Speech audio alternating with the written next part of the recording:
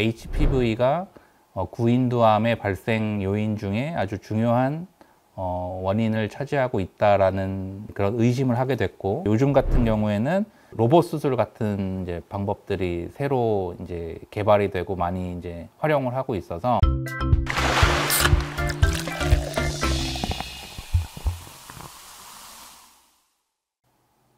네, 안녕하세요.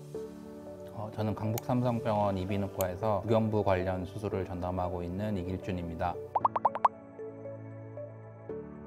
구인두는 우리가 입을 벌렸을 때 가운데 보이는 목젖을 기준으로 해서 그 양 옆에 편도선, 혀의 뒤쪽 부분을 보면 이제 목 안쪽으로 꺾여서 들어가는 부분이 있는데, 혀의 뿔이라 그래서 설근부라고 하는데, 이렇게 목젖, 편도선, 설근부 요 세 부분을 이제 통칭해서 구인두라고 생각을 하시면 되겠고, 거기에 이제 암이 생기게 되면 구인두암이라고 할 수 있겠습니다. 일반적으로 이제 구인두암은 흡연하고 음주가 주요 발생 원인으로 알려져 있는데, 연세가 좀 있으신 50, 60대 남성분들이 주로 생기는 것으로 이렇게 알려져 있었는데, 요즘에는 이제 HPV 바이러스가 구인두암의 주요한 원인인 것으로 밝혀져서 최근에는 이제 흡연하고 음주를 하지 않는 그런 젊은 층에서도 발생률이 증가하고 있습니다. 첫 번째 질문으로 구인두가 정확히 어디를 말하는 거임? 어디에 암이 생긴다는 거지? 라고 질문을 주셨는데, 우리가 이제 입을 벌렸을 때 가운데 이제 목젖이 보이게 되는데, 그 목젖을 중심으로 양 측면으로 이제 편도선이 보이게 됩니다. 편도선의 아래쪽, 그리고 이제 혀가 이제 끝나는 부분, 이제 거기를 혀 뿌리라고 하는데, 설근부라고 통칭을 하는데, 그 목젖과 편도선, 설근부에 이르는 구역을 구인두라고 통칭을 한다고 보시면 되겠습니다. 두 번째 질문으로는, 저는 이전에 편도염에 걸려본 적이 있는데 증상이 비슷한 것 같아요. 구인두암이랑 어떻게 구별할 수 있나요? 일반적으로 이제 편도선염은 염증 같은 경우는 이제 통증하고 우리가 붓는다고 표현을 하죠. 이제 부종을 동반하는 게 특징이고요.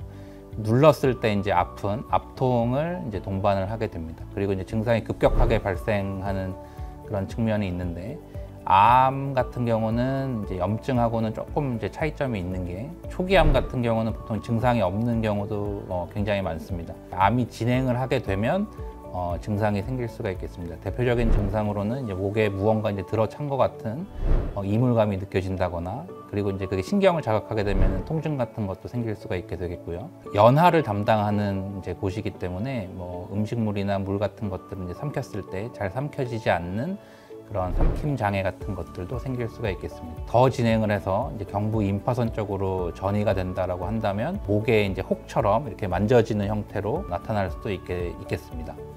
다음 질문은 HPV 바이러스가 구인두암을 유발한다는데 다들 알고 있었어? 라고 질문을 주셨는데, 일반적으로 구인두암은 흡연하고 음주가 대표적인 이제 발병 원인이고, 그 이외의 발병 원인에 대해서는 이제 잘 모르는 경우가 많았는데, 비교적 최근이죠. 한 20에서 25년 그 정도 전쯤에 HPV가 구인두암의 발생 요인 중에 아주 중요한 원인을 차지하고 있다라는 그런 의심을 하게 됐고, 흡연, 음주가 보통은 이제 그 두경부암을 일으키는 주요한 원인이 되는데, 그거 외에 구인두암에 한해서는 이제 HPV 바이러스가 주요한 원인이 된다는 것을 이제 규명을 했고, 그리고 또 중요한 거는 이제 이게 좋은 예후 인자로 작용을 해서 HPV로 인해서 구인두암에 걸렸을 때는 치료가 잘 된다라는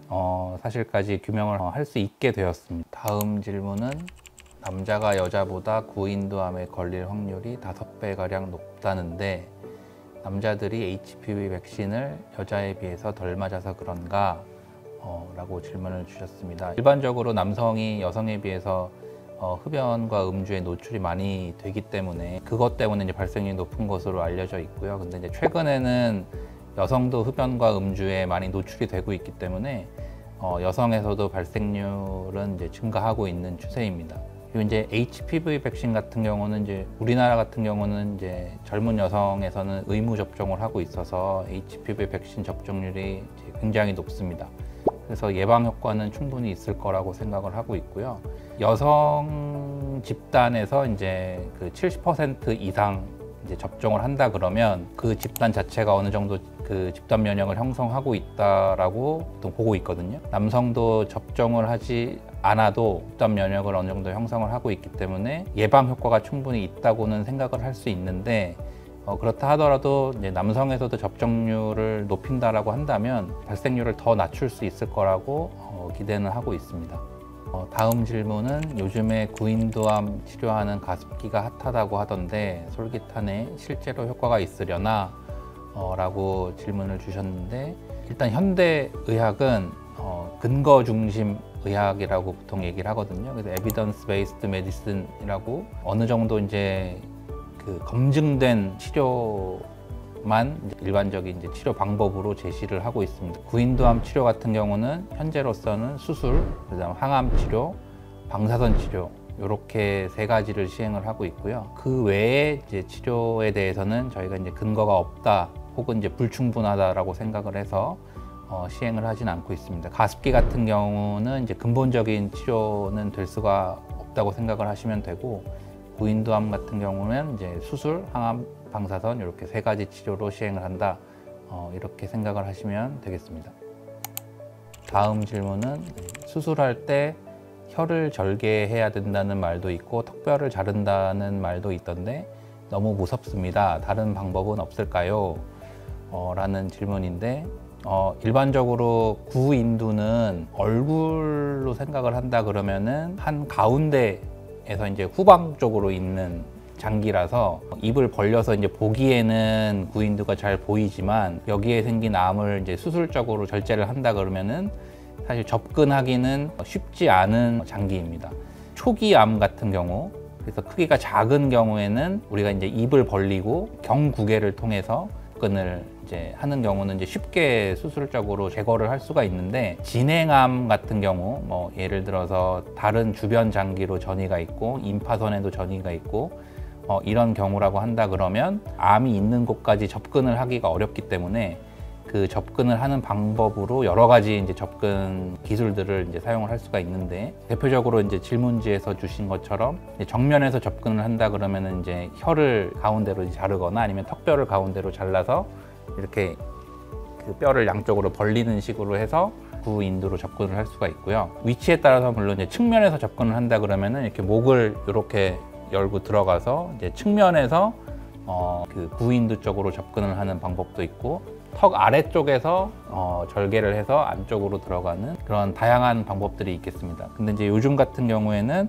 로봇 수술 같은 이제 방법들이 새로 이제 개발이 되고 많이 이제 활용을 하고 있어서, 로봇 수술을 이용한다고 한다 그러면 이제 진행암 같은 경우에 예전에는 목을 통해서 경부를 통해서 이제 열고 들어가든지 아니면 턱뼈를 가르든지 혀를 가르든지 이런 식으로 접근하던 수술 방법을 통해서만 이루어졌던 수술이 로봇을 이용해서는 이제 경구개로 밖에서 봤을 때는 이제 흉터가 남지 않은 방법으로 접근을 해서 이제 수술을 할 수 있는 방법들이 이제 많이 개발이 되고 있어서, 수술적인 방법은 이제 이런 측면에서 본다 그러면은 이제 많이 발전을 하고 있는 거라고 생각을 하시면 될 것 같습니다.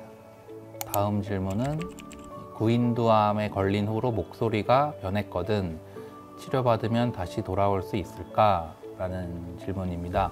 후두에 있는 이제 성대가 목소리 발성을 담당을 하는 거고요. 구인두랑은 해부학적으로는 이제 위치의 차이가 있습니다. 구인두에 발생한 암이 후두, 더 나아가서 이제 성대까지 침범을 했다 그러면 구인두암에 의해서 목소리가 변할 수가 있는데, 이런 경우라고 한다면 사실 이제 치료를 한다고 하더라도 목소리가 정상적으로 회복되기는 이제 어려울 가능성이 많습니다.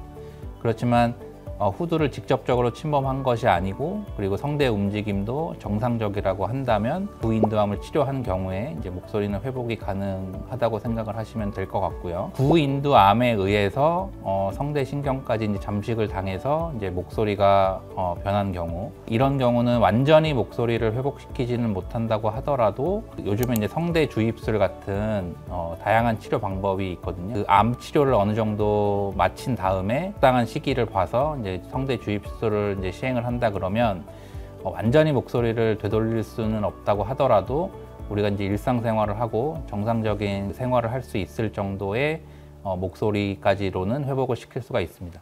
그리고 마지막으로 구인두암 환자분들에게 전하고 싶은 말씀은 암이라고 하면 그 암이라고 하는 단어가 주는 공포가 굉장히 크거든요. 정상적으로 우리가 뭔가 판단할 수 있는 능력도 좀 흐려지고 치료를 받는데 망설여지는 부분도 분명히 있을 거고, 구인두암 같은 경우는 두경부암 중에서 이제 비교적 예후가 좋고 수술적인 치료도 있고 항암 방사선 같은 그런 다양한 치료 방법들이 많이 이제 개발이 되고 이제 그 치료 성적도 점점 이제 좋아지고 있기 때문에 그 암이라고 해서 너무 겁먹고 뭐 이렇게 치료를 포기한다거나 이제 그렇게 생각하지 마시고 적극적으로 열심히 이제 치료를 하셔서 꼭 이제 이 암을 내가 반드시 극복하겠다 이런 생각을 가지고 열심히 치료를 받으시라라는 말씀을 드리고 싶습니다. 암이라고 너무 무서워하지 마시고 적극적으로 열심히 치료를 받으시기 바랍니다.